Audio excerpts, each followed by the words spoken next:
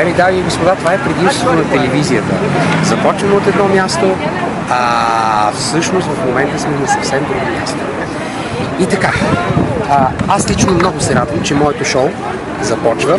Извинявайте, косата ми е просто ужасна. Това няма никакво значение. Важното е така вие да седите пред компютъра и да се наслаждавате на моето шоу. И така, започва Орхи шоу. Какво ви предстои да видите вътре в това шоу? Невероятни неща. Колко невероятно? Толкова невероятно. Не знам колко са невероятни, но хубави неща ви предстои да видите. Един ден над. Това е една рубрика, която ще ви запознава всеки път с един обикновен българин или българка тук в Лондон, като проследяваме нейния ден от самото ли събуждане до лягането и заспиването. Тоест, с какво се сблъскват обикновените българи тук в Лондон. Също така ще видите една много хубава, приятна рубричка, която се казва Аз лопатът. Това е една скетчова рубрика, в която се надявам, че моя елементарен хумор ще ви разсмее. И ще почне да си хилите. А може и да не се хилите, може просто да кажете, боже, си хванете мишката и да вземете да го изключите това нещо. А пък по-нататък ви чака една друга рубрика, с която ще ви запозная с едни невероятни момчета и момичета. Това са млади българи, студенти тук в Лондон, в различни специалности. Т.е. талантливите деца на майка България, тук в обителта на майка Лондон. Или така наречената майка Англия. Много смешно звучи. На мен лично, не е чак толкова смешно, но пък дет се вика, интересно е. Така, а какво още ви предстои? Чакайте да погледнем малко да видим. Това е окото на Лондон. Това око. Да, това е окото на Лондон, а това гълъбче, погледнете го, вижда ли това? Това гълъбче, то се казва Ричард.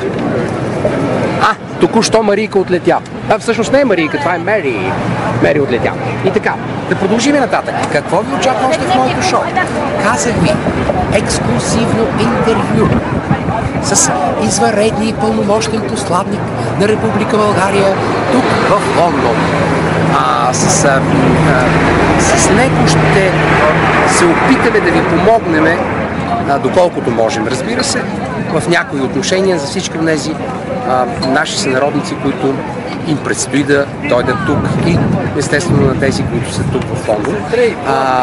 Искам да ви кажа, че в това интервю ние ще обсъждаме една темата за създаването на български театър тук в Лондон.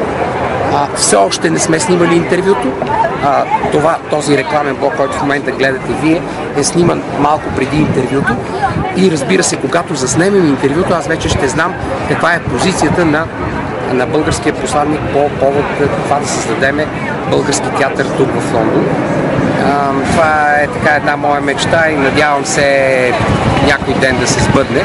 Защо точно в Лондон ли? Защото аз съм в Лондон, за това. Ако бях в Берлин, сигурно ще да създам български театър в Берлин. Но поне съм в Лондон, така ще се помъчим да го създадем тук. Какво още ви предстои? Всъщност, аз предлагам да не ви е толкова скучно, да не ви оттекчавам повече, ами да ви оставя с моето предаване. И така, шоуто на Орхи започва сега!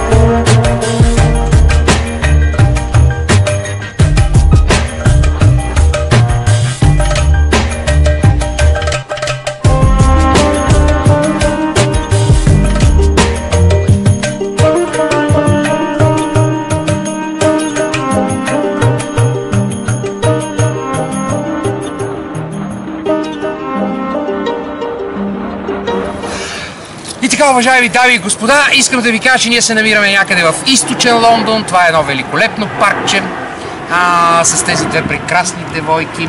Да ви ги представя, това е Жана Момчилова. Аплодисменти за нея. Там дете седите, ръкопляскайте. Не е хубаво просто така да седите. И това е Анаис Мюллер. Също така имаме си и преводач, естествено, за хубав английски, Айдън Таир. Както сами подразбирате, някъде, някои от вас може би се досещат, разбира се, това момче е студент, но за него по-късно нека да се концентрираме върху тези две прекрасни девойки. Какво прави Жана, балерина в Лондон? Какво прави Жана в Лондон? Занимава се с балет и с танци. Жана, нека да кажем няколко думи на публиката за тебе. Ти си професионална балерина. Дълги години си работила в Кърджалийския музикално-драматичен театър. Нека да не се заблуждаваме, аз бях директор тогава на този театър, ти работеше при мене. Доколкото си спомням, завърши в Пловдив какво? Балетна академия. Балетната академия. Да.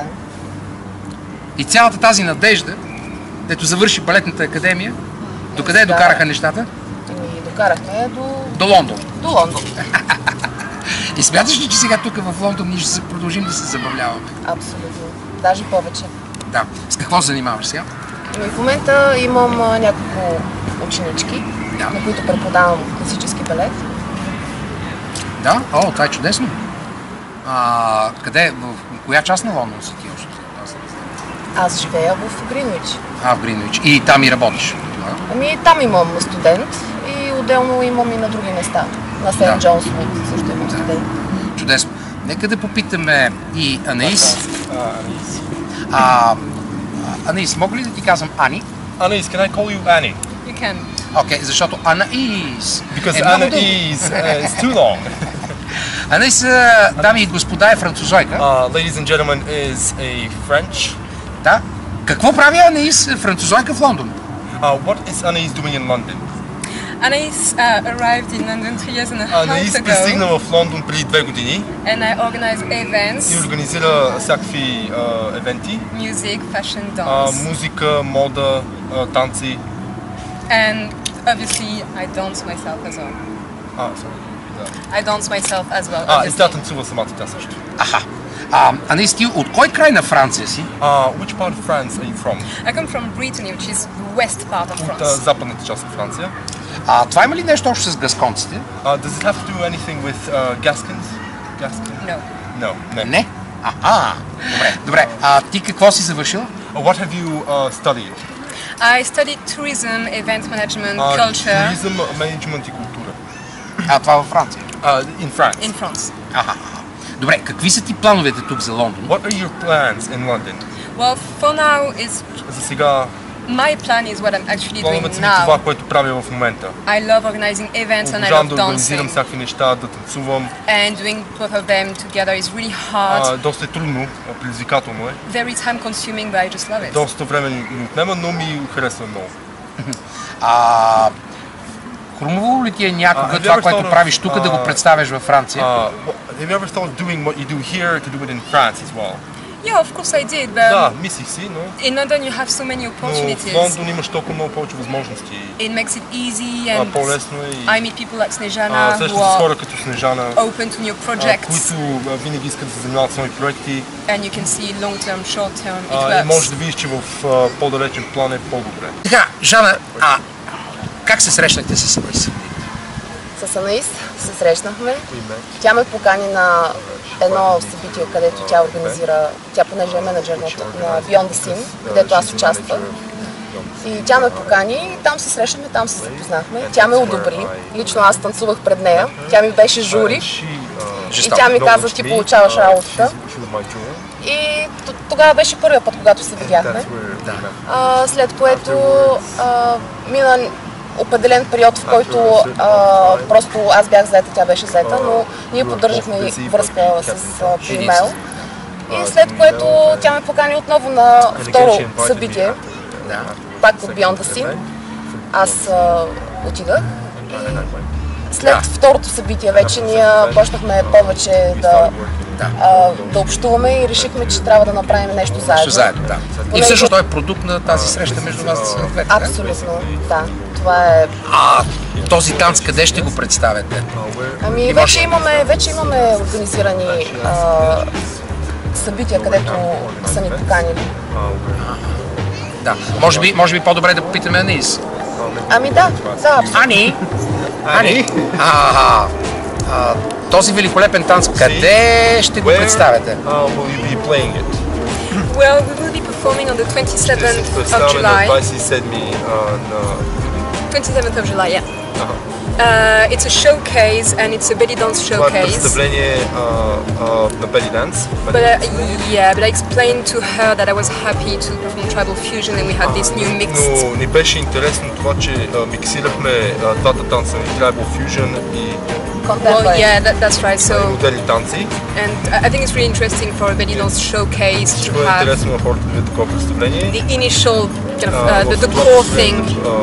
The core thing, the initial thing mixed with something else, which is ballet and contemporary, as a matter of fact. И tribal fusion. Кои качества на Жана те привлекоха? Well, she's obviously very talented. You can see she's trained. She's very serious and she's very focused as well. She's a great teacher.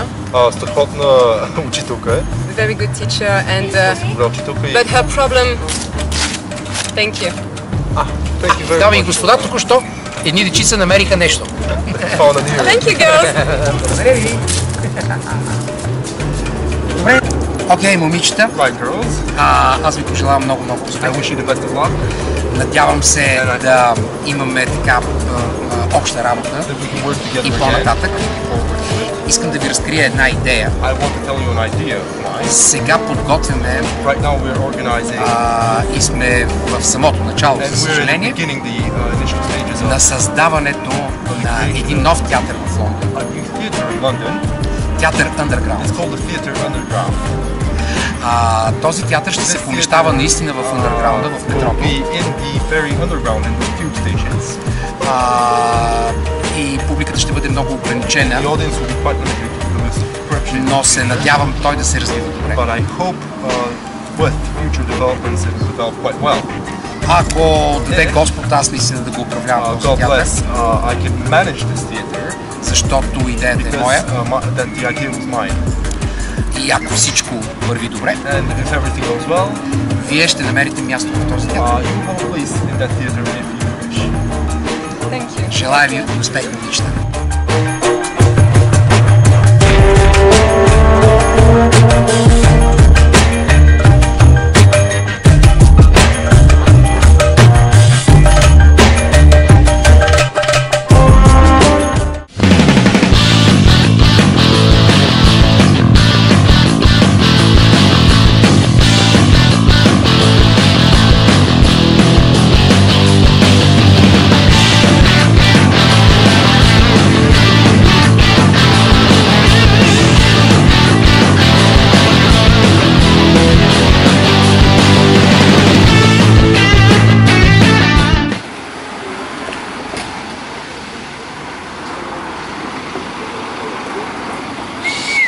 Камерата! Ало!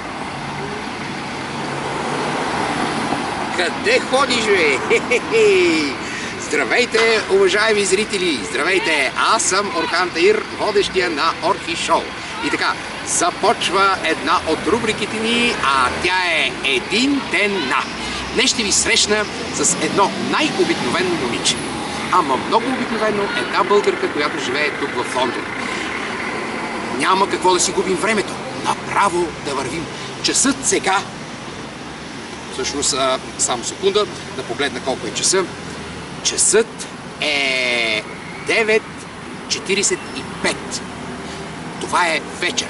Не се притеснявайте, че е светло и не си мислете, че не е 9:45. Защото тук в Лондон, по това време, когато е лято, денят е много дълъг. Стъмва се чак към 11 часа, а пък сутрин става светло към 4-5 часа. Така че ние отиваме да събудим това момиче, защото искам да ви кажа, че тя е нощна смяна. И така, тръгваме към нейната къща. Айде! Това е къщата на Петя Манева. Уважаеми дами и господа, първият ни гост в нашото шоу е Петя Манева. Това е нейната къщичка. Айде! Окей, значи сега вече сме в къщата на Петя. Или това е Пепи Манева. Петя, спи. Ей, там в онази стая. Ние ще влезем много тихичко.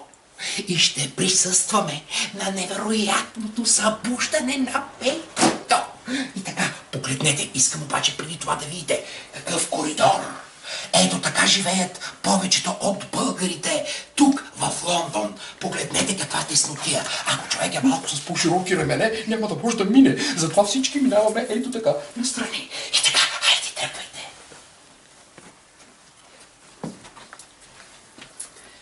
Това е вратата. Влизаме.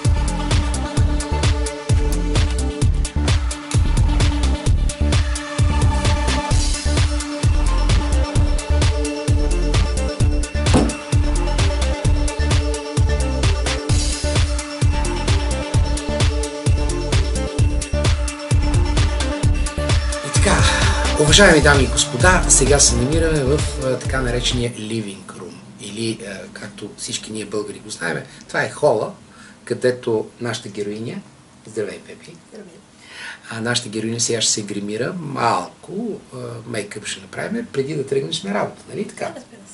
Да, и сега, ти се гримирай, ако искаш, т.е. ние няма да ти пречиме, ние само ще ти задаваме някои въпроси. И така, разкажи нещо за себе си, къде си родена? Роден съм в едно селце, казва се Дъбово. Дъбово? Да, Дъбово. То къде се намираше това Дъбово? Ами между Казанлък и Стара Загора. Между Казанлък и Стара Загора. Да бе, спомням си. Сега, ако искаш, говори малко по-силно, за да те чуят там. Там имаше някаква гара, доколкото си спомням, където ставаше разпределение нещо. Става разпределение за влаковете ходещи, за Бургас, за Горна Оряховица и за София. Да, спомням си, аз май като малък много пътувах с тая линия, пък то сега. Добре, кажи нещо, мама и татко, какво правят? България ли са? Мама и татко са в България и двамата. Обикновени хора, живеят се на село и така. Чуваме се с тях от време на време. Пепи, кажи ми, ти си завършила Великотърновския университет, да? Да. Какво си завършила там? Българска филология. Българска филология. Предполагам, че когато си кандидатствала, си имала много надежда, да? Имах много надежди, които в течение на времето малко така угаснаха. Разочарование имаше.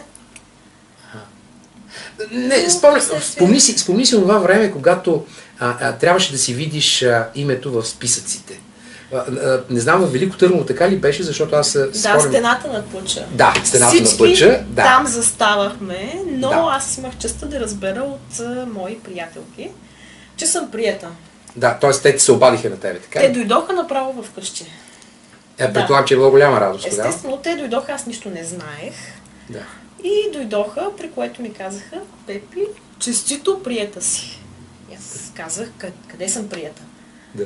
Къде? Великотърновския университет, честито, българска филология, това, което искаше, вече можеш да го учи. Аз отначало не можех да повярвам. Да. Мама и татко са зарадвали, предполагам? Мама и тати естествено бяха много щастливи. Да. Защото чакаха с нетърпение. Добре, за какво си мечтаеше? Мечтаех си да влезна в университета, да уча и да бъда учител после. И да станеш учител? Да, разбира се. Добре, след като го завърши, пробва ли да станеш учител? Разбира се, че пробвах, но обстоятелствата бяха такива, че не ми беше даден шанс. Тоест, системата значи, по някакъв начин е сработила така, че младите хора, които завършват Великотърновския университет, не могат да си намерят работа, остават на улицата. Остават на улицата или работят това, за което не са завършили. Да, и цялата тази надежда рухна. Да, всичко отиде по дяволите в момента, в който завърши. Да. За съжаление, така става. Да, уважаеми дами и господа, така е. Сега да се върнем. Какво правиш тук в Англия изобщо? Може би като много други хора, след като опитах да бъда учител и след като опитах и да кандидатствам за друга работа, стана така, че явно не съм много добър кадър, не знам защо така решиха и така. Една моя приятелка, която от 5 години живееше тук, каза, виж какво, мисля, че е крайно време да събереш багажа и да решиш да направиш някаква по-сериозна... На терминал 1. Терминал 1 София, да. Добре, как се ориентира точно за Англия? Моя приятелка беше тук от много време и тя ми каза, мисля, че аз мога точно в този момент да ти помогна. Това, което зависи от мен, ще го направя. Да. От теб се иска желание, малко парички от мама и от тати. Да. И пак надежда. Абсолютно надежда. И пак надежда, че нещо ще се промени. За промяна. Да, за промяна. Дами и господа, това е историята на една българка. Не правете асоциации с една българка на Вазов. Баба Илийца няма намесваме тук. Говориме просто за Пепи Манева, която е от Дъбово и като нея тук в Лондон са много хора. Как попадна в метрото, в андерграунда? Отново чрез приятеля. Да? Отново чрез приятеля. Добре, чакай малко, чакай. Уважаеми дами и господа, нека се върнем. Пристигаш в Лондон. Идваш на аерогарата. Какво правиш? Да, на летището пристигна, значи на Лутън. Да. Мой приятел пак ме чакаше и аз бях с един огромен сак. Чакай сега, твой приятел, какво искаш да кажа? Гадже си имала тук, така ли? Не гадже. Т.е. приятел, просто приятел. Приятел като приятел. Че съществува ли така дружба между мъж и жена, бе? Да, защо не? Добре ме. Добре ме. Добре, хубаво. И какво? Пристигнах, взех си багажа и гледах, меко казано, изплашено, защото аз никога не бях излизала в чужбина. Това ми беше за пръв път. Това беше първото излизане в Лондон? Да, това беше първото излизане и точно в Лондон, когато просто... Всичко беше много странно за мен. Абсолютно всичко. Какво пристигна тук и какво правиш сега? Почваш си харчиш парите. Парите. Първото нещо беше да има документи и работа. Това е първото нещо. Почваш си вадиш документи. Да, уважаеми дами и господа, искам да ви кажа, че Англия е с един определен статут, но ние ще направим едно отделно предаване за това нещо, какво е необходимо на всички от тези българи, които пристигат тук в Англия, за да работят, какви документи са им необходими. Това е един много дълъг процес. Искам да ви кажа, че ние си мислихме, че системата в България е доста тромава администрация, но се оказа, че английската е още по-тромава. И да, това ти отне месеци, предполагам, защото и на мене ми отне толкова. Може би около 2-3 месеца поне. Минимум 3. Да. И какво ти беше необходимо, за да влезеш в андерграунда? Задължително National Insurance, национален здравноосигурителен номер, Limited Company. Да. Съответно, трябваше да мина изпит, но за този изпит, естествено, нямаше как да бъде на български, трябваше да бъде на английски, който аз не знам. Да, искам да ти кажа, че аз съм минал по този път и знам какво значи изпит на английски, освен това много хора сме минали така. Не сме само ние двамата. Добре, когато вървиш по коридорите на метрото и чистиш, спомниш ли си нещо за България, нещо... Мислиш ли, че животът ти би могъл да бъде по-различен, ако правителствата бяха нормални и политиците ни бяха нормални и не крадяха толкова много? При всички случаи щеше да бъде, може би, по-различно, въпреки че сега, като минавам по коридорите и си мисля, сякаш никога не съм живяла в тази държава, в България. Едно не е било никога. Не знам, много е странно. Тоест има някаква обида ли от цялата тая работа? Абсолютно обида. Обидата към кого е? Може би към политиците, може би към цялото ни общество, защото смятам, че всеки един от нас носи някаква вина за това, което се случва в България. Не мисля, че може отделен човек да бъде посочен, ето той е виновен, ето този е виновен. Всеки носи определена вина в себе си за всичко, което става там. Но особено пък сега. Особено пък сега, когато всичко изкривя напрежението.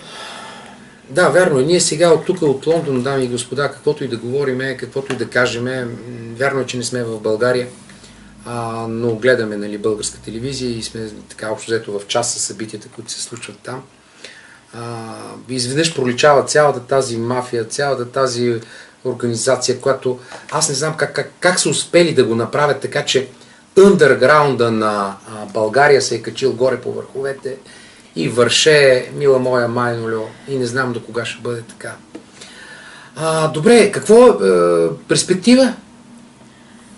Ами, надявам се естествено за изкачване нагоре, като за начало още с пристигането... Тоест в ъндърграунда да се... Не говоря конкретно за ъндърграунда. За какво? Говоря за това, че имаме намерение да учим. Английски, естествено, трябваше, когато пристигнах тук, да се самообучавам, да записвам училище и така, да работя, да уча. Ти завърши някакви курсове, доколкото знам. Какво е това? Да, завърших курсове и СОУ. Това е точно за чужденци, които пристигат тук и учат английски, да се справят. Нали? Това е един много обикновен английски, да отидеш да пазаруваш. Елементарен английски. Елементарен английски, да. Но аз реших, че не мога да учам само на училището и се самообучавах, защото искам нещата да се променят. Не бих искала, да работя постоянно тази работа. Искам да се развивам по някакъв начин. Добре, доколкото знам, за кандидатстване в университет на тебе ти трябва да минеш един определен изпит, който е TOEFL и IELTS. Да, ти на кой се явяваш от двата? На IELTS, понеже минах този курс. Да, след който имаш право да кандидатстваш. Да, мога да кандидатствам. И отново ще чакаме на стената на плача да видим дали сме приети, така ли? Да, ще чакаме. Тоест надеждата от България, която беше преди там колко години, сега се пренася тук. Да, 8 години по-късно тук. Пак. Да. Всичко от начало. Всичко наново. Оказва се, че цял живот ще учим. Когато тръгвах насам от България, баща ми вика, добре, ти на 24 години така хубаво завърши, до сега се учиш. Когато дойдох веднага записах училище, баща ми вика, а ти май имаш намерение да учиш цял живот. И аз викам, да. Просто обичам това да правя. Това е много хубаво, че се опитваш се да прескочиш този етап. Ами, не знам, Пепи, дано да влезеш. А какво мислиш да кандидатстваш? Ами, това е един много труден въпрос. Англия предлага наистина много специалности, много начини за развитие и в момента малко съм наистина объркана. Добрата новина е, че вече сме си букнали изпита, ще видим какво ниво и каква оценка. Букнали, да кажем нашите българи какво е това? Съжалявам. Да, кай на баба ти Станка от България, сега чуй това в букнали, сега какво ще разбере миличката? Ще кажа, те нещо се букват там, не? Той се обадила се и се записала. Да, записах се следващия месец. Да. Това е много хубаво. Следващия месец ти предстои изпит. Следващия месец, да. Ами виж какво, аз освен да ти пожелая много успех, искам да ви кажа, че повечето от младите хора, които са тук в Лондон, ги очаква същата съдба, повечето от тях се опитват да учат. Много ми е чудно обаче, като завършат какво става с тях, дали си намират тук работа или се връщат обратно в България.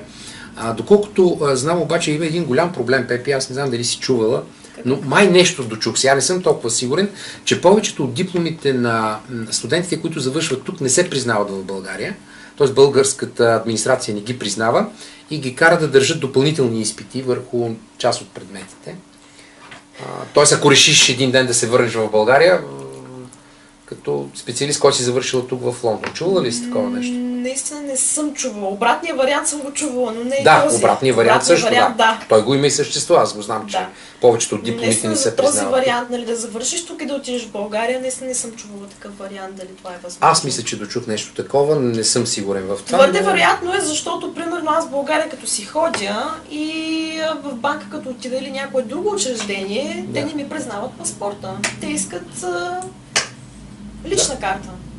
тук хората признават и лична карта, и паспорт. Не знам защо, но твърде вероятно е да е така и с изпитите.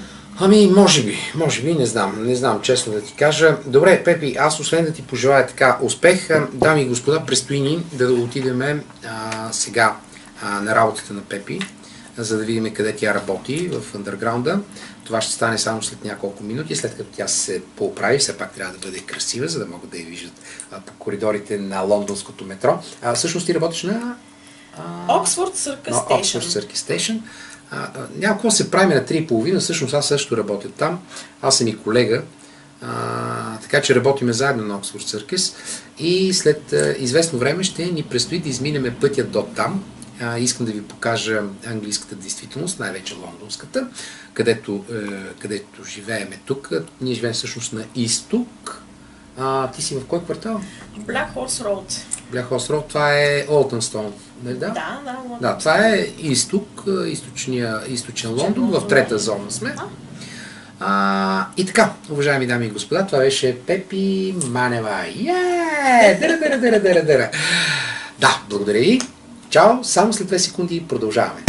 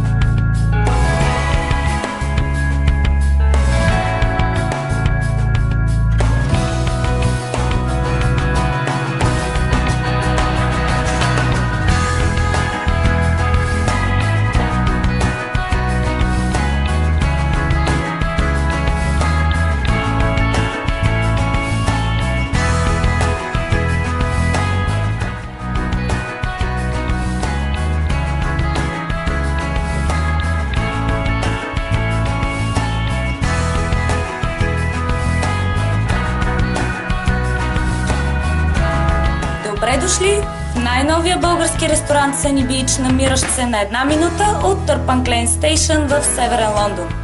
Ресторанта предлага невероятни български специалитети и разполага с градина. Приятна обстановка по-български.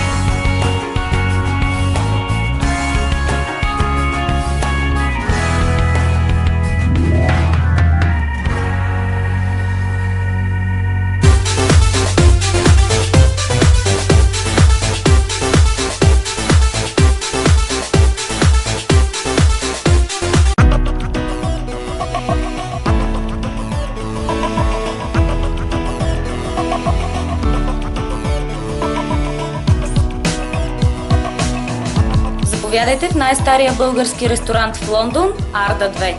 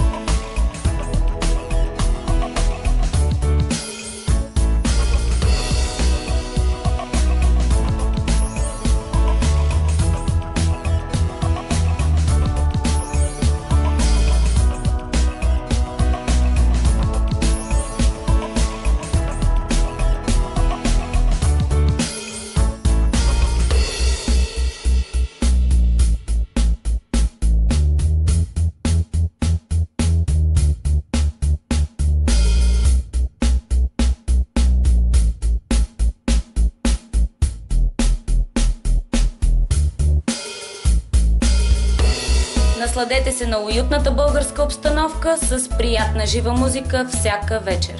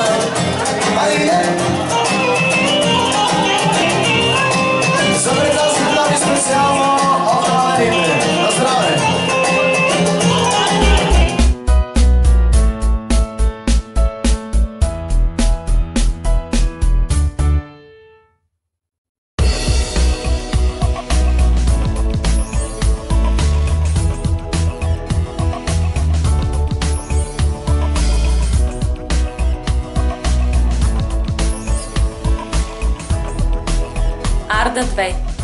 Бей в сърце.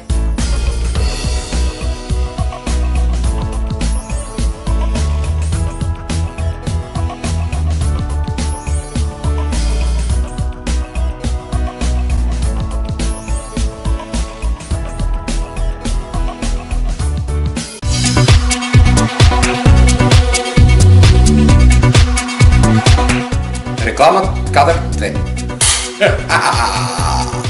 Уважаеми дами и господа, това място тук е за вашата реклама. Всеки един от вас, който иска да рекламира, ние тук ще показваме какво прави, с какво се занимава и какво иска да стане. Колко много иска да забогатее. Колкото повече дава тук, толкова повече забогатява, разбираш. Не, това е истина. Така, който това се иска. Сега тук ще ви изпишем телефоните и на този телефон може да се обаждате за връзка с кой? С кой, бе? С кой? С мене, разбира се. С мене, след като се свържете с мене, разбираш, аз ще ви кажа къде точно си дадете паричките. Вие си давате паричките, ние ви правим реклама. И вие забогатявате.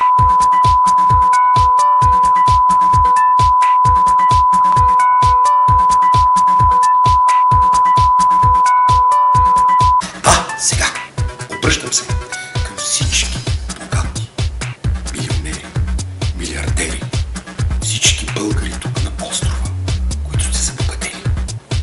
Пичове, вижте какво. Ние се опитваме да правим телевизия. Тук в Лондон. Това дали е хубаво или не е хубаво, аз лично не знам. Но мисля, че ще се опитаме да бъдем полезни на всички от тези българи, които живеят тук на острова. Ако вие решите да помогнете по някакъв начин, ние веднага ще ви изброим от какво имаме нужда. Ние имаме нужда от камери, от зал, от техника и от камери и от зал и техника. А най-вече имаме нужда от камери, от зала и от техника. Но ако решите, вие може да ни подарите камери и зала и техника. А всъщност нека всеки един от вас да помогне за каквото може. Защото ние имаме въпиюща нужда от камери, от зала и от техника. За да просъществува тази телевизия. Ние ви очакваме ето на този телефонен номер, който ще ви се изпише тук отдолу. Пряко ще се свържете с мен и аз ще ви кажа същите думички, че ние имаме нужда от какво? Уважаеми дами и господа, това място за реклама го използвам аз веднага. Здравейте, казвам се Клоунът Орхи. Искам да ви кажа, че след малко ей тук отдолу ще се изпише един телефонен номер. Кой съм аз и какво правя? Мога да обслужвам вашите детски партита. Ако решите, че вашето дете, когато има рожден ден, има нужда от забавление, някой да му организира игрички, някой да го разсмива и още цялата компания, която сте там, веднага се обадете тук на този телефон и аз ще дойда при вас веднага. Освен това, не само за деца, искам да ви кажа, това става и за възрастни. Обаче, имам само една единствена забележка. И тя е, уважаеми дами и господа, клоунът говори само български. Ако Ако искате клоунът да говори на други езици, той може да го прави това посредством свиркане или така наречената свирка. Например,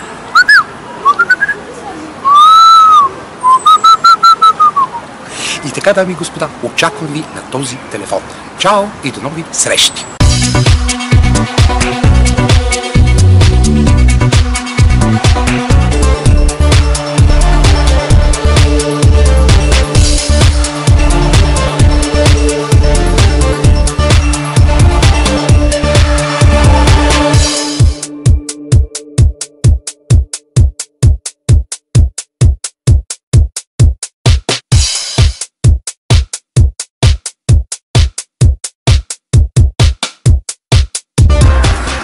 Искам да ви кажа, дами и господа, че това е магазин, в който има български стоки и българи също обслужват този магазин. Така че заповядайте, айде с мене напред. Сега, ето, какво ни трябва? Кисело мляко. Значи искам да ви кажа, дами и господа, че сега Пепи ще готви една хубава българска манджа. Всеки един от гостите ми ще трябва да направи по една хубава българска манджа. Сега ще видим точно какво. Какво ще правиш ти?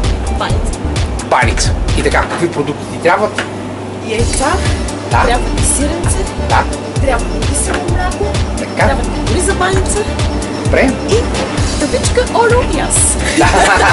Тавичка, олио и тя. И сега, ето, имаме кисело мляко. Така, слагаме го в чанчиката. Предполагам.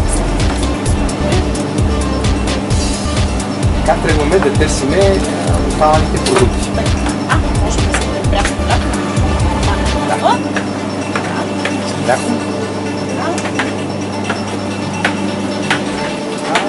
Така аз искам да ви кажа, че тук има много български стоки. Така че, ето, например, вижте, има, показвам, това са кренвирши, има си вафлички, има си кренвирши, има абсолютно всичко българско. Разбирате ли, все едно си България, просто не си продължава. Ето, вафли Боровец.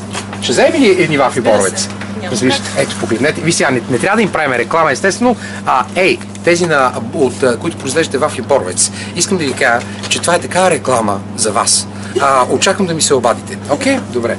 Така, взимаме вафли Боровец. А защо зелени? Каква е разликата между зелени? Честно казвам, не знам. Значи тези са с слешни. Да. А тези са обикновени. Ти какво предпочиташ? Ами аз и двата предпочитам. И двата ли ги взимаме или само едните? Хайде, взимаме червени. Добре, традиционните взимаме.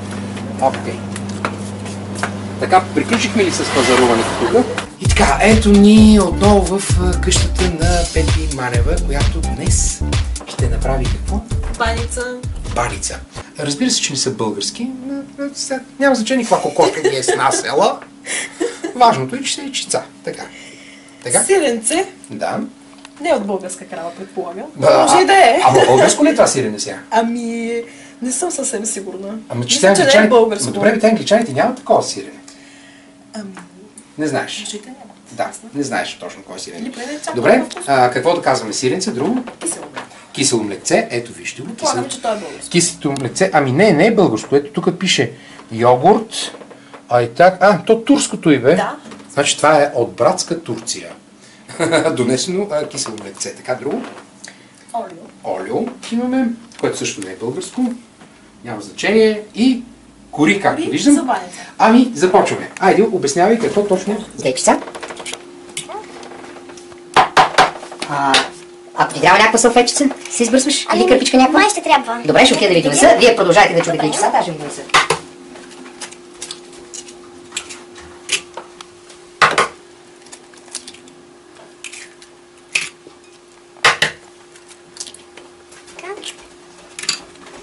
Ето, мога да ви държа кърпичката. Даже, уважаеми дами и господа, аз си държа кърпичката, след като приготвя тази баничка.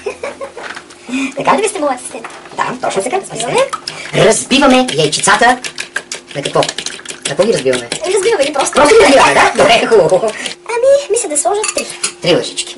Това сега в момента ли го импровизираш или баба ти те е учила на това нещо? Ами, баба, мама и в момента импровизация. Всеки път е различно. Тоест, толкова баници съм направила, че никога не си... Абе, колко по принцип слагам 2 или 3 ли? Добре, кой готви по-хубаво вас, бабата или майка ти сега? Ами, майка. Майка? Значи ти отнес си научила да готвиш тази баничка, така ли? Така, доколкото видях, сложихме 4 лъжички кисело мляко. Добре? Как разбираме? И това ще стане много вкусна баничка. Какво прави сега? Какво прави? Сега с сиренцето. Колко грама е това сирене? Може да определим или няма как? Ами, всеки път слагам пак на око. Но винаги повечко, защото аз много обичам сиренце. Аха, т.е. сиренцето да е повечко. Да, повечко. Аз доколкото знам, между другото тук има, уважаеми дами и господа, сме че тук има баничарница, българска. Съвсем близичко тук до нас е. Когато се правят банички, те май не го правят с сирене. Мисля, че точно с сиренце си я правят. С сиренце са някои банички, искам да ти кажа. А другите го правят с извара. Ами явно съм попадала все на тези с сиренцето. С сиренцето? Да, явно съм попадала на тези с сиренцето, нали? Пропуснала съм тези, въпреки че мога да кажа, че доста често така се отбивам и си купувам. Да, искам ти кажа, че там има и боза продават, банички. Аз не обичам боза. А, ти не обичаш боза. Да, аз пък гледах едно предаване, искам да ви кажа, в което казах, че тази боза съдържала не знам какви си елементи 120 и не знам колко 140 и не знам колко, които са били отровни, действали канцерогенно и така нататък. И че само истинската боза, която струва по-скъпо в България, доколкото разбрах. Не знам, аз просто малко не я обичам. Да. Ама между другото тя бозата, доколкото знам, я пият младите кърмачки за какво беше? Ами, не знам за какво. Да, мисля, че я пият за порасване на нещата. Кои неща? По-големи неща, разбирате ли? Да, поне така казваше, така знам, като бях дете, така ни казваха. Така, мисля, че това е така. Сега. Готови сме с това и сега започва най-важното всъщност. Така, първо сложим олио. Слагам 2 лъжички, да речем, в самата смес. Ще си помните ли 2 лъжици олио? Ти го слагаш вътре в самата смес. Да, и в тавата също. И в тавичката. За да не залепва.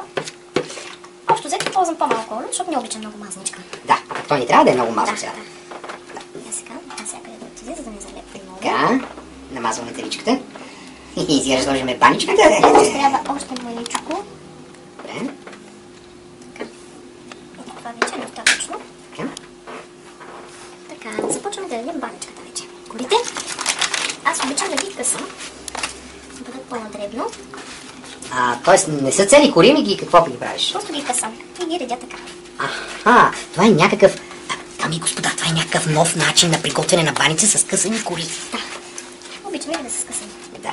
И колко пласта правиш от това нещо? Ами, 2 някъде. 2 пласта само? 2-3 пласта, след което слагам от тази смес. И то ще стане повече кори, т.е. сиренце, отколкото корички, така ли? Това казах, че обичам и сиренцето. Да, разбрах. Така, време за смес. Така, значи наредили сме първия ред от корички и слагаме сиренце. Продължаваме да слагаме. Така. Моята баба слагаше и олио, ама ти олио сега си го пъхнала вътре. Да. Така че не слагаш олио, така ли? Да, не слагам. Чудесна паничка, така като гледам как сръчно ги приготвиш. Всеки си има свой собствен метод за правене. Виждала съм и други начини, но това е моя. Така ми е учила майка му.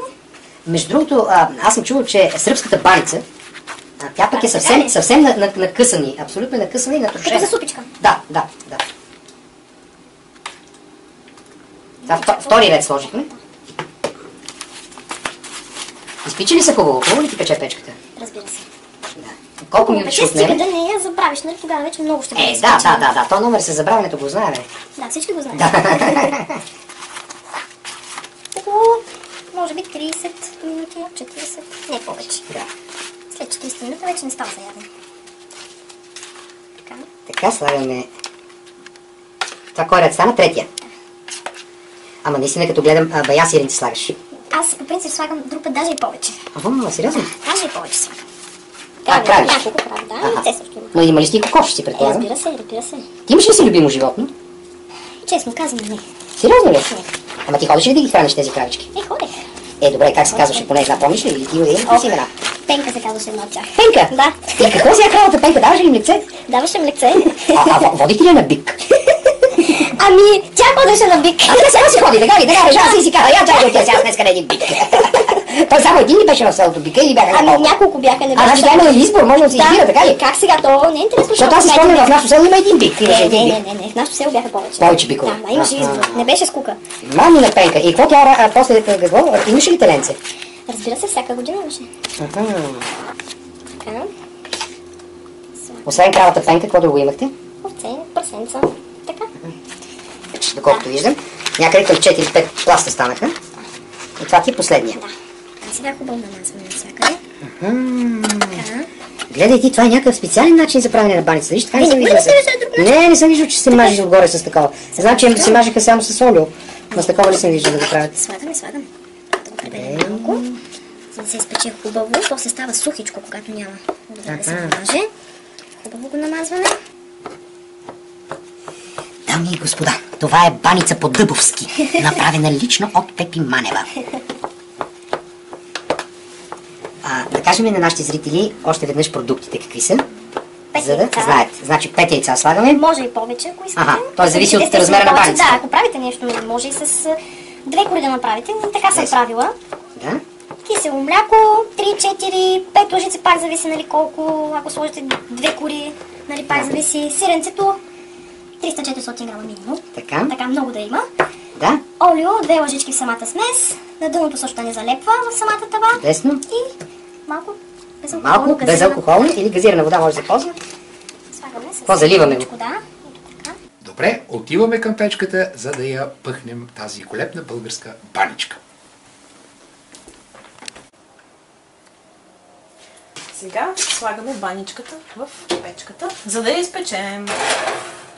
И изчакваме около 40 минути на умерена фурна.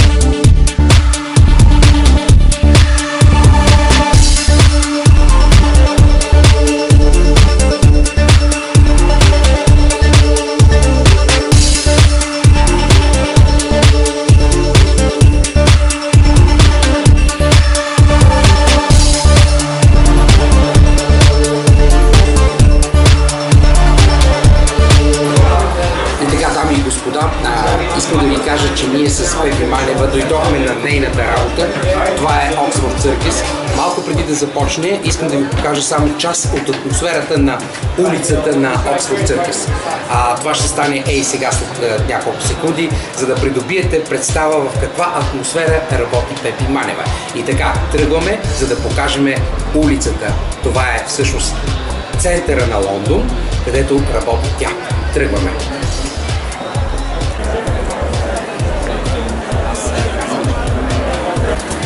Сега може да се обърнем. Кажете, това е Оксфорд Църкис. Това е център на Лондон.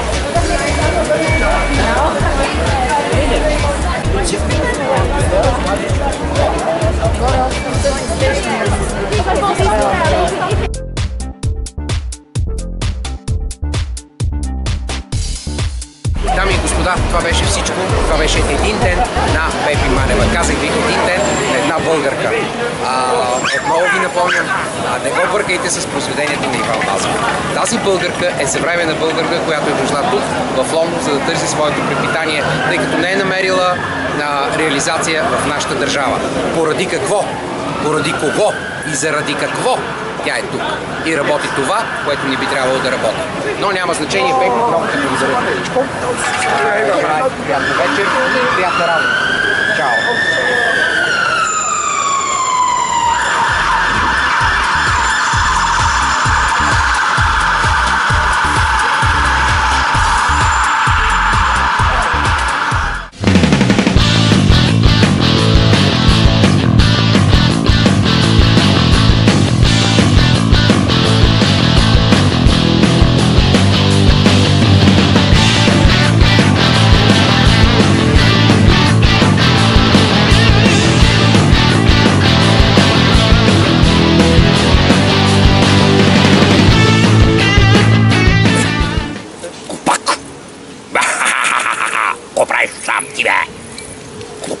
Клопак.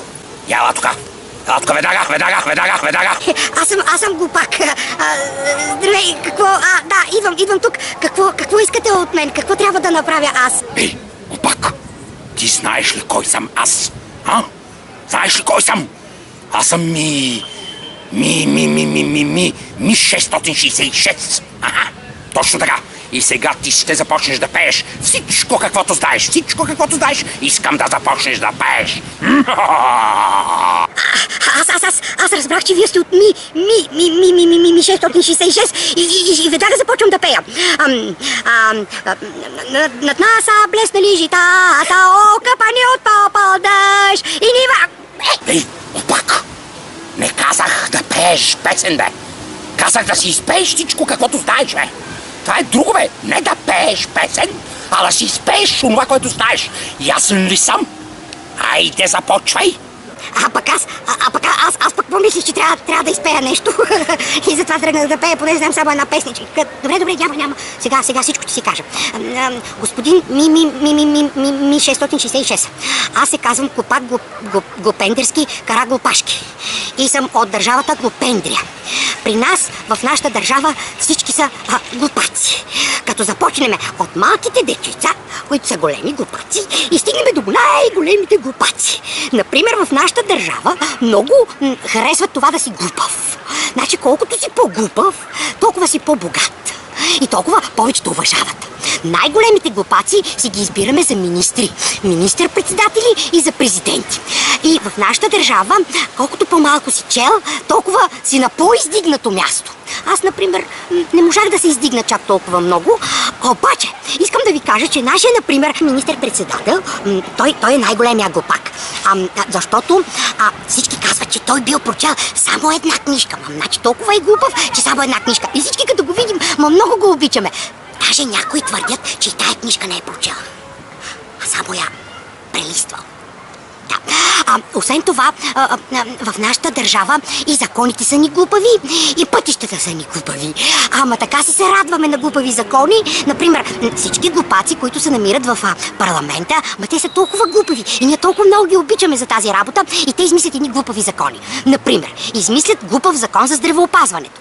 И като го измислят този глупав закон, и всички глупаци в цялата държава могат да се разболяват съвсем спокойно и да си умират, без да се притесняват. И ние така им се радваме на всичките тези наши депутати. Освен това, измисля, например, бившия министър-председател, доколкото знам, той започна да строи едни глупави магистрали. Ама много глупави магистрали. Сега разбрах, че за 3 часа само се стига от едното място до другото. Обаче па хората през това време нямаха какво да ядат и викат: глупак, ние какво да ядем, бе? И той вика: какво да ядете, бе? Аз тук магистрали ви направих. Ти хубаво направи магистрали, ние какво да ядем, бе? Какво ще ядете, бе? Не виждате ли, че тук имате магистрали, бе? То хубаво и че имаме магистрали, ние какво да ядем? Какво ще ядете, бе? Глупаци с глупаци! Яще какво си искате? Аз магистрали съм ви построил! И така си разговаряме ние. Пак сега новото правителство малек ли глупости е направило? Много хубави глупости е направило, пък съвсем новото правителство. Те, например, новото правителство казаха, че са вкарали в кошарата вълка. Вие знаете ли какво е това? Значи има един Глупеевски, той така се казва, един депутат Глупеевски, взеха, че го избраха за шеф на многотайните служби. Тоест, всички говорят за него, че бил голям глупак, защото и той май не е чел много, обаче много си го уважаваме и целият народ така от уважение излезе да протестира. И вика: моля ви се, махнете го оттам този глупак, защото той ще направи големи глупости.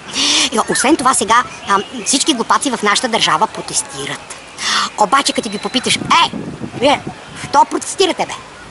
Те виката ми: искаме да махнем правителството, защото не са достатъчно глупави.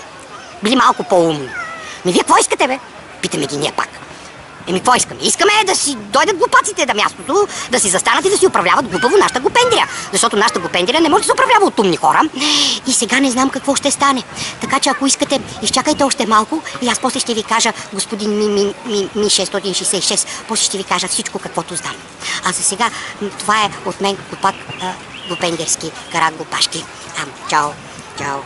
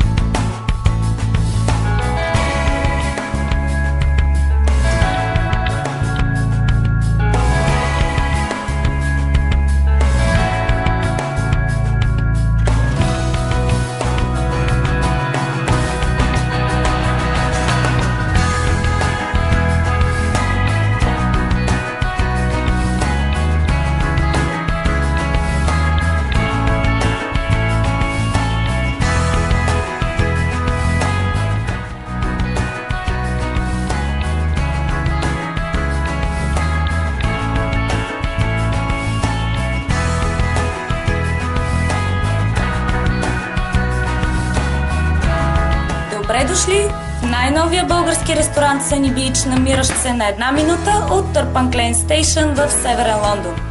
Ресторанта предлага невероятни български специалитети и разполага с градина. Приятна обстановка по-български.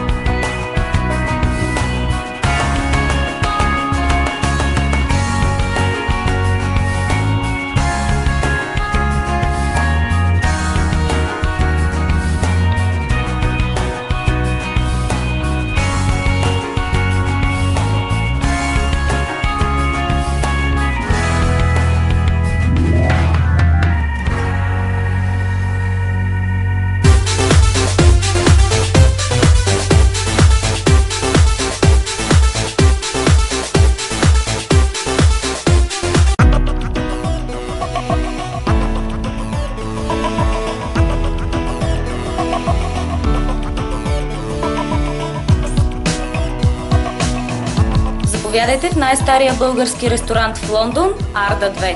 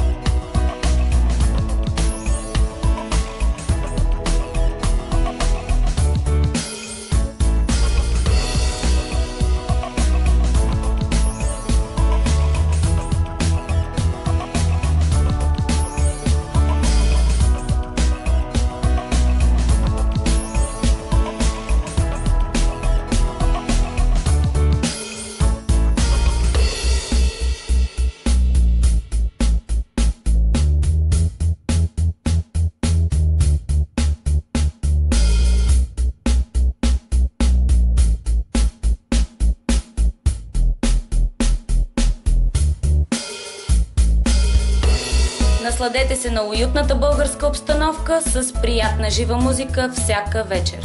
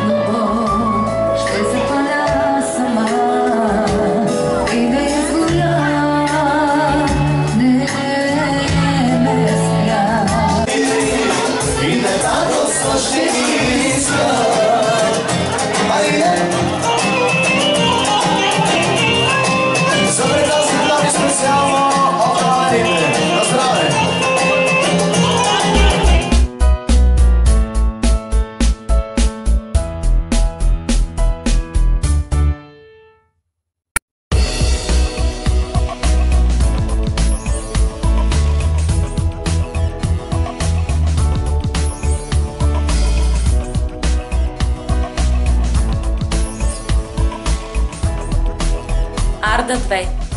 Пей сърце.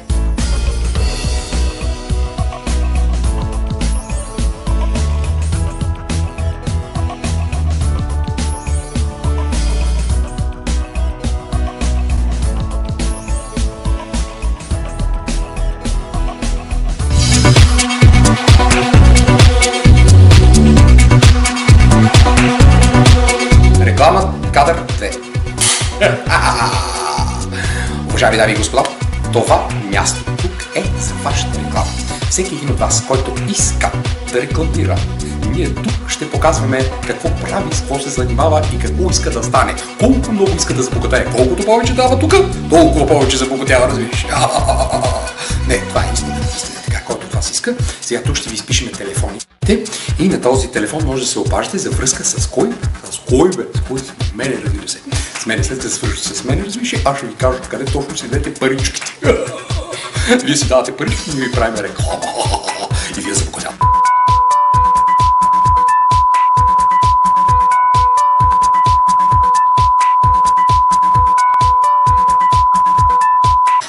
Сега обръщам се към всички богати милионери, милиардери, всички българи тук на острова, които сте забогатели. Пичове, вижте това. Ние се опитваме да правим телевизия. Тук в Лондон. Това дали е хубаво или не е хубаво, аз лично не знам. Но мисля, че ще се опитаме да бъдем полезни на всички от тези българи, които живеят тук на острова. Ако вие решите да помогнете по някакъв начин, ние веднага ще ви изброим от какво имаме нужда. Ние имаме нужда от камери, от зала, от техника, от камери и от зала и техника. А най-вече имаме нужда от камери, от зала и от техника.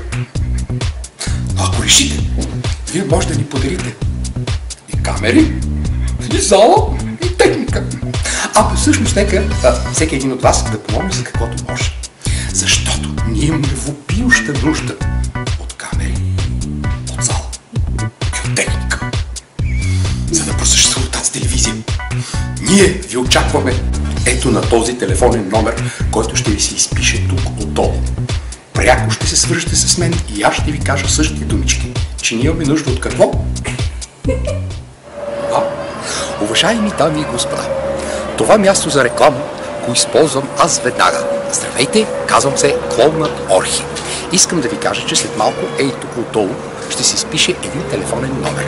Кой съм аз и какво правя? Мога да обслужвам вашите детски партита. Ако решите, че вашето дете, когато има рожден ден, има нужда от забавление, някой да му организира игрички, някой да го разсмива и въобще цялата компания, която сте там, веднага се обадете тук на този телефон и аз ще дойда при вас веднага. Освен това, не само за деца, искам да ви кажа, това става и за възрастни. Обаче, имам само една единствена забележка. И тя е, уважаеми дами и господа, клоунът говори само български.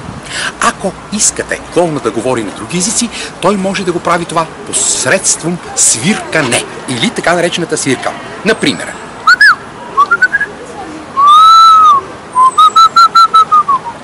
и така, дами и господа, очаквам ви на този телефон.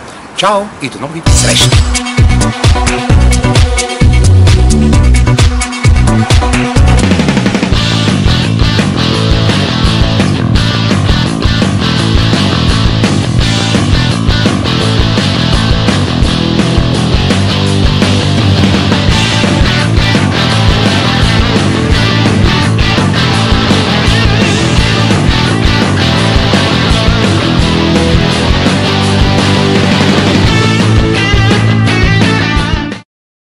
Добър ден!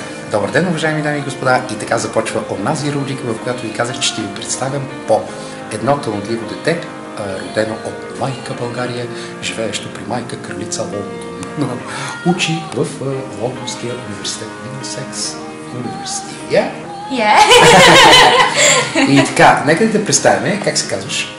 Казвам се Теменуда, Теми накратко. И Откъде си? От Пловдив. От Пловдив. Какво си завършила в България?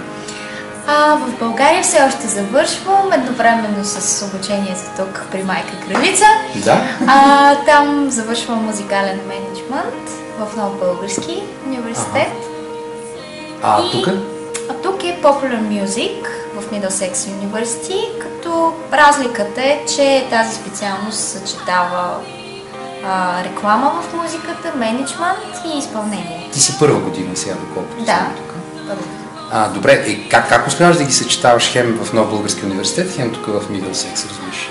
Как става тази работа? С много желание и не е лесно. Добре, като изпасиме, като завършиме Нов български университет, какво правиме, какво ставаме там в България? След като завършим, т.е. преди да завършим е хубаво да търсим стаж, практика, много практика, защото освен в България и тук в Англия търсят хора, които имат доста... Които занимават в твоята област, в твоето... Да, имат доста практика от себе си. Тук имаш 4 години да учиш, т.е. още 3 години ти остава да учиш. Тук са 3 години, а в България още една. Още една. Хоп. Добре, откъде това влечение сега към музиката? Ти освен на пиано, какво друго можеш да свириш? Пея и свиря. Пееш и свириш на пиано? Да, вторият инструмент е... Запей ми нещо, моля ти се. Сега, вижте, дами и господа, искам да ви кажа, сега тук съм донесъл Фауст. Виждате ли Фауст? Вижда ли се? Да, тук отиваме в класиката. Класиката. Сега, например, на тази страница, която е нота, е тук горе. Аз поне съм много покопали, нищо не разбирам. Но това е нота, която... Да, това е Фа и ключът е До. Добре, и как си свиря? Покажи ми сега какво е това. Ето Фа, белия клавиш в тоналност До мажор. В тоналност До мажор. Най-приятната тоналност. Детската тоналност. Много е лесно, можеш да натиснеш Фа. Дай аз да опитам сега. Значи това е Фа, да? Да. И коя е? И какво ти тук направи нещо? Това е тоналността. Това тонче се намира в тази тоналност. това тонче да. се намира в тази тоналност. В до мажор. И децата започват с нея. Ти знаеш ли като бях малък? Не ходиш камерата, елатка, снимай тук сега. Елатка да видиш. Сега ще ти покажа едно нещо, какво мога да свира. Котишкия марш. Да. Освен това, може да свира едно друго нещо сега, например. Не. Какво беше това? То беше нещо такова. Чувала ли си такова нещо? Това второто не съм. И аз не съм го чувал, но много добре звучи. Много добър филм. Добре. Хубаво. Ай сега, дай някоя песен от твоите любими песни. Моите любими песни... Онази, която те слушах, дето пееше преди малко, сега като репетирахме.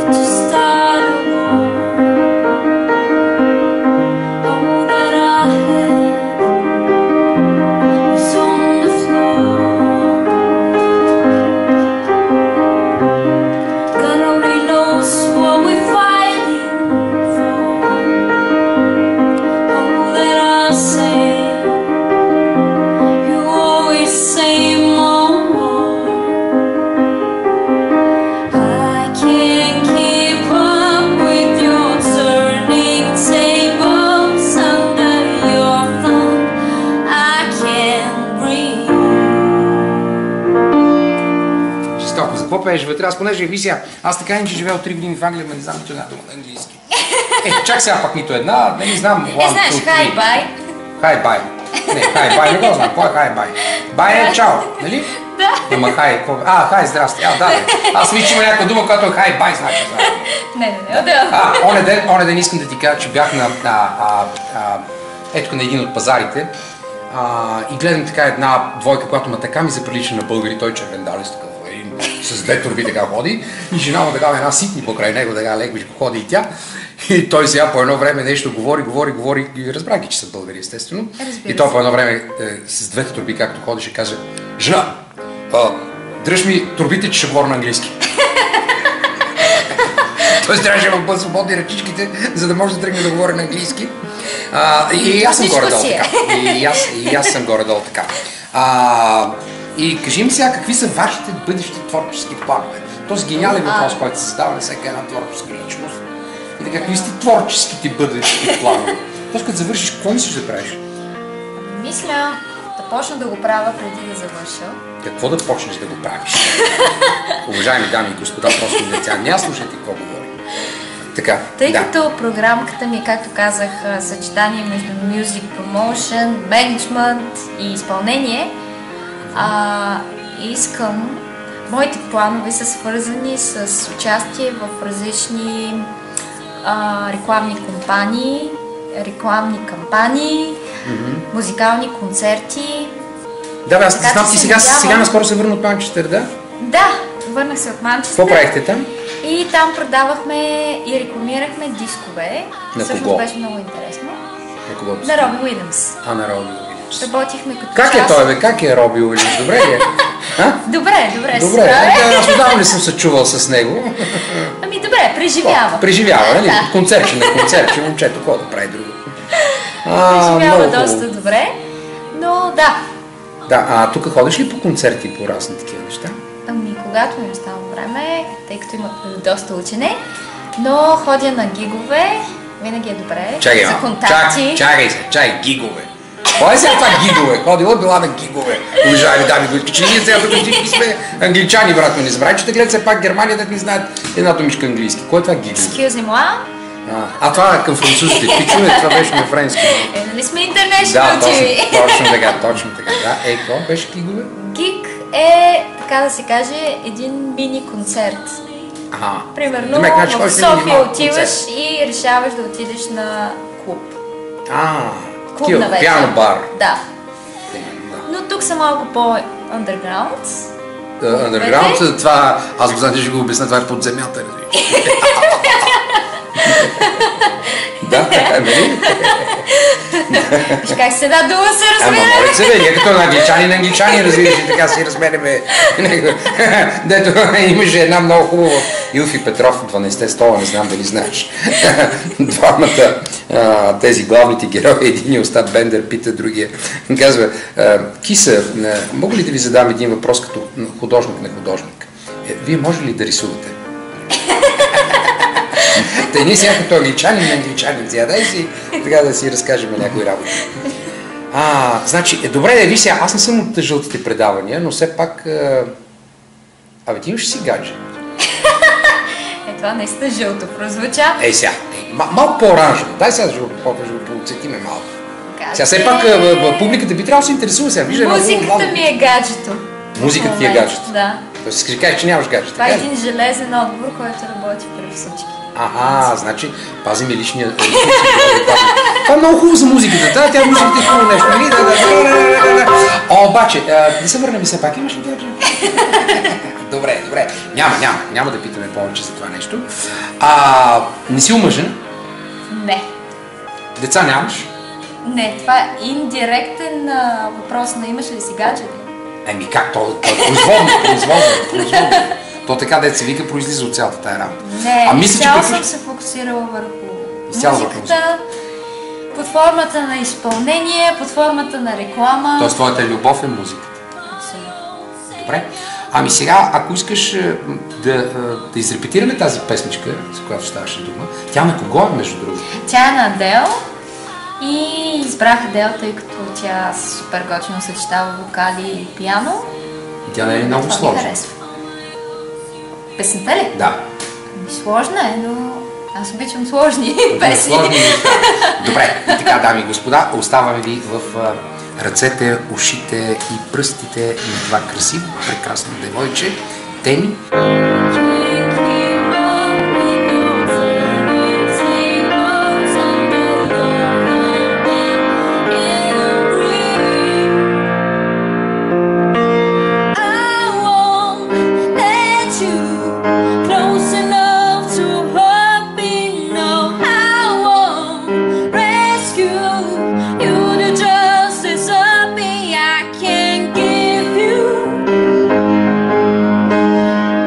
Oh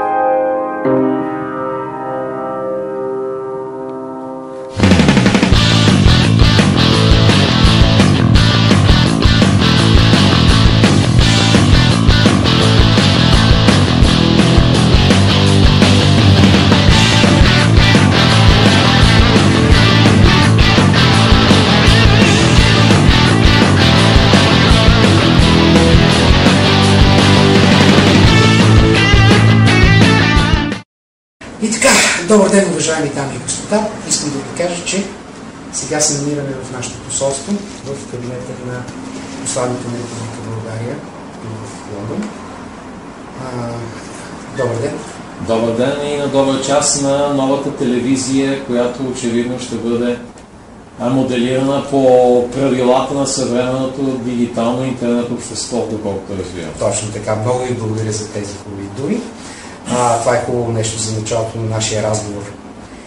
И така, господин посланник, нека да започнем с няколко думи за вас, за да запознаем все пак не само общността тук, в българската общност в Лондон и в Англия, но доколкото знам, нашето предаване се гледа от доста много държави, от много българи. Така че, за да ги запознаем с вас и с вашата личност, разкажете нещо за себе си.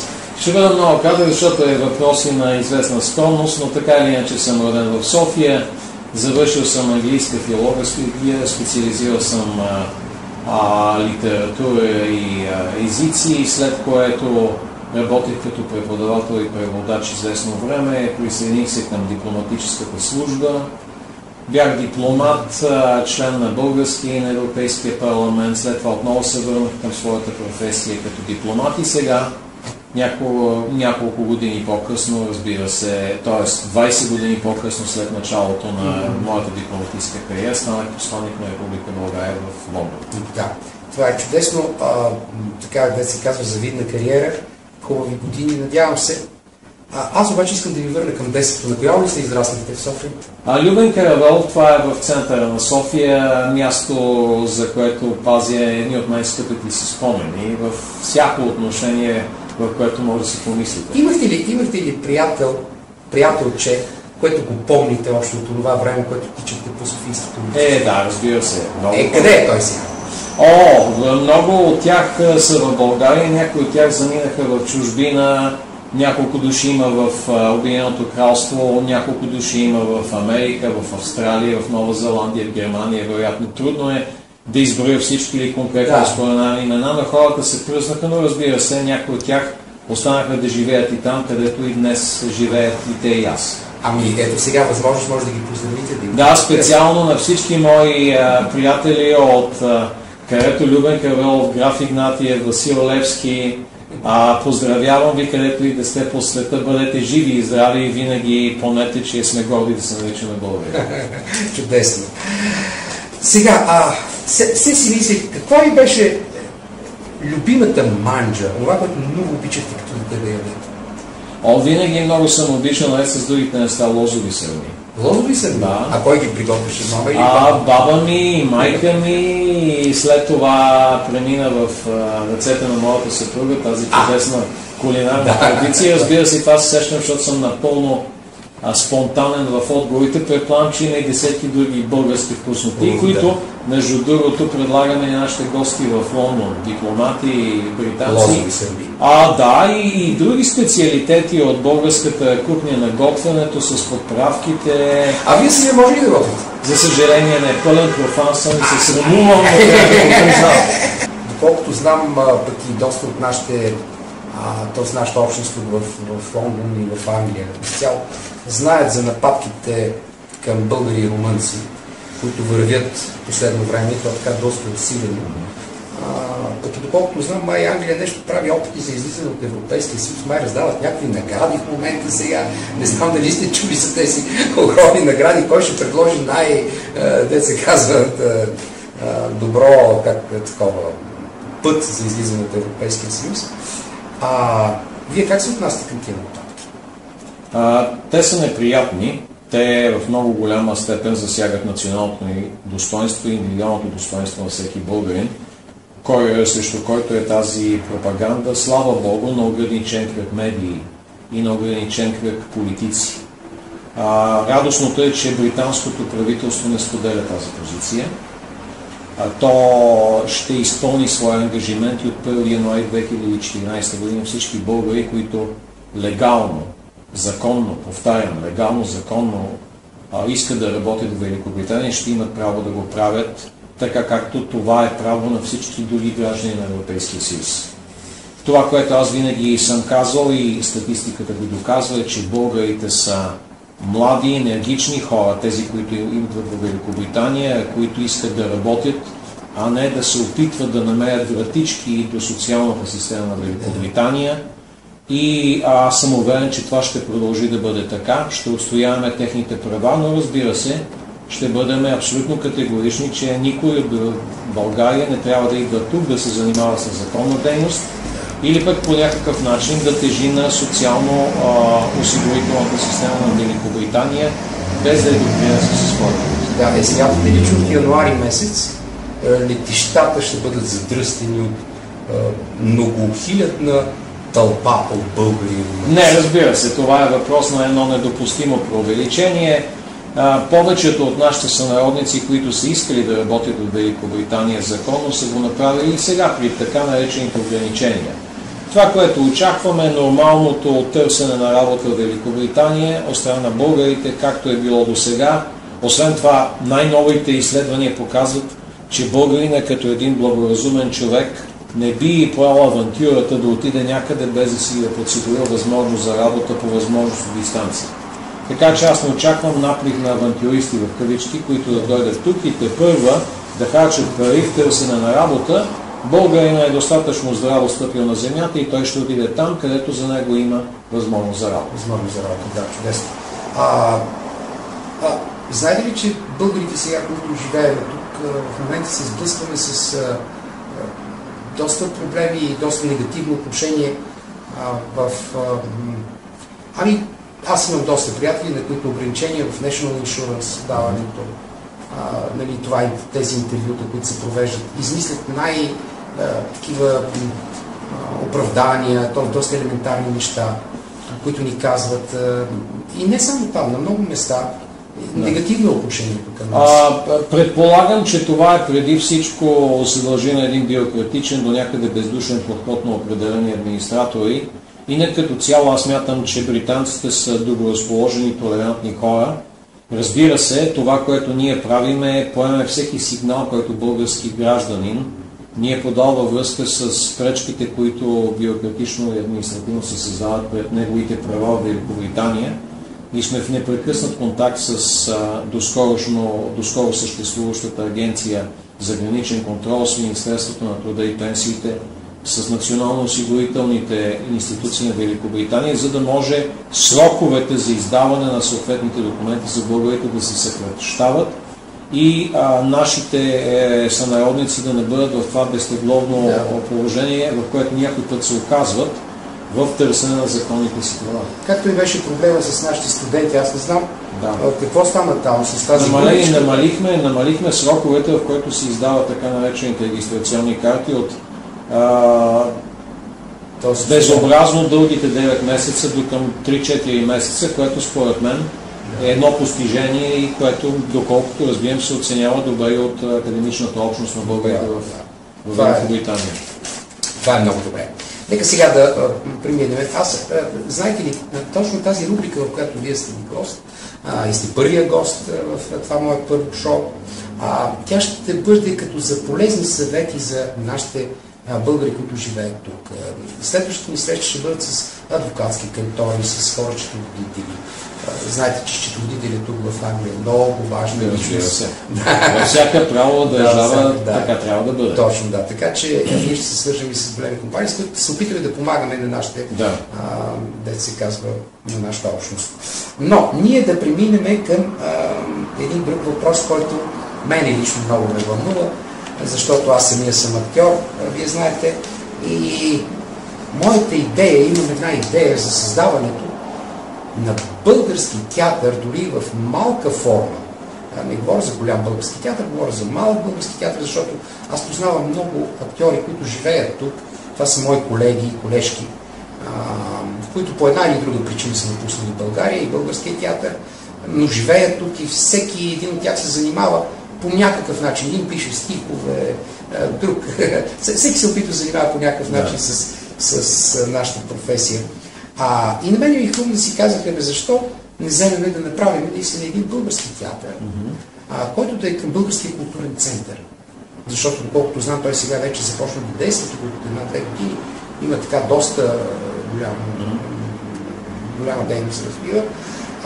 И ако създадем една такава българска трупа, вие какво бихте казали? Първо бих ви насърчил да създадете трупата, действително да подберете не само талантливи хора, но и хора, които са ангажирани трайно с едно такова изключително благородно и култивиращо вкусове начинание. След което, разбира се, може след като е готова тази трупа, регистрирана по съответния начин според британското законодателство, тогава вече може да влезете в контакти с Българския културен институт, Българското посолство, за да намерим най-подходяща форма за сътрудничество. Вие сам разбирате, че...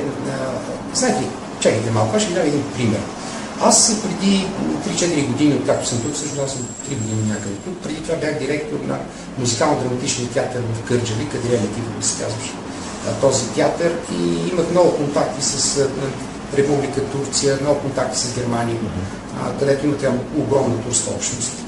И това, което ме очуди, че турската държава в момента подкрепя части финансово подкрепя около 13 театъра на територията на Германия. Представете си какъв огромен брой от театри е това. Да, вярно, че те имат огромен брой от население, там, което се изсели преди доста години. Но все пак си казах, ето едно правителство, което мисли за своя език, за своята духовност, за своята култура, развитие извън пределите на Турция. Вие смятате ли, че Българското министерство на културата би подкрепило един такъв проект за развитие на българската духовност тук? Това, което мога да ви кажа, е, че макар и интересно и благородно това намерение, би било трудно да се реализира, ако говорим за финансиране директно. Това не би било реалистично, знаейки пред какви бюджетни затруднения изправя на българската държава през последните десетилетия, и така ще бъде, за съжаление, може би в близкото десетилетие. Затова пак казвам, някакви по-скромни, но съдържателни форми на сътрудничество са възможни.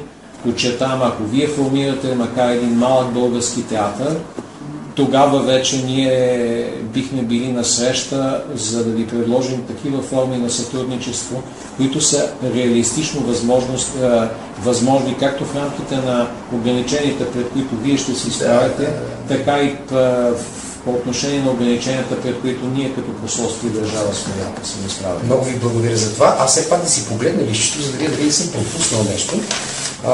Знаете ли, най-вече мисля, че бяхме в Албърт Хол, гледахме един симфоничен оркестър, великолепно. Аз знам, че много български оперни певци са стигали до Албърт Хол и са пели там.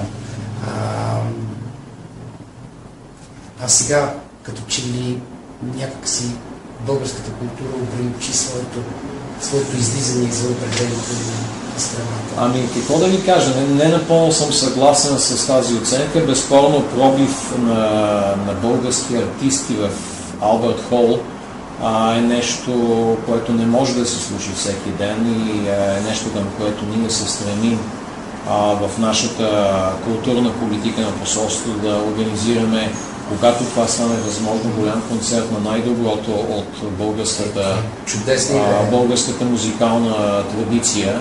Но разбира се, това само един план, който тепърва предстои да се реализира. Инак, това, което е важно според мен, е да се използват възможностите за гастролиране в Българския културен институт. Това ние го правим почти ежемесечно. Вие добре чрез вашата телевизия да се популяризира допълнително програмата на Българския културен институт. Разбира се, и независимо от усилията на Българския културен институт, имаме забележителни гастроли. Вземете само нещо, което се случи тази година. Това е гостуването на Теодоси Спасов, известния нас каваладжия и музикант като цяло в Royal Festival Hall с Лондонския симфоничен оркестър, което беше забележително събитие само по себе си. Така че нашия талант има място за пробив, но пак казвам, самоорганизацията в условия на активни пазарни отношения в областта на културата в чужбина специално е първото условие, ако говорим реалистично, преди да се обърне който и да е представител на сферата на изкуството към българската държава, тъй като такива са реалностите, че нещо повече от това не би могло да се желае, но и това не би било много. Да, би било, дето се казва, хубаво с цяло това нещо да се осъществи. И така, накрая, пожелайте нещо на всички тези българи, които им предстои да идват, на тези, които са тук. Желаем винаги да имат в себе си увереността, че ако имат упорство и талант, те ще успеят навсякъде по света, особено ако работят и не желаят да хитруват, особено ако работят, живеят добре заради своя труд и не забравят България духовно и физически като завръщане в родината, когато това е възможно и винаги да бъдат съпричастни с проблемите и събитията в родината, защото това ни прави българи, независимо от нашите различия. Благодаря ви, това са хубави думи за финал. Благодаря ви, господин. Довиждане, успехи на вас.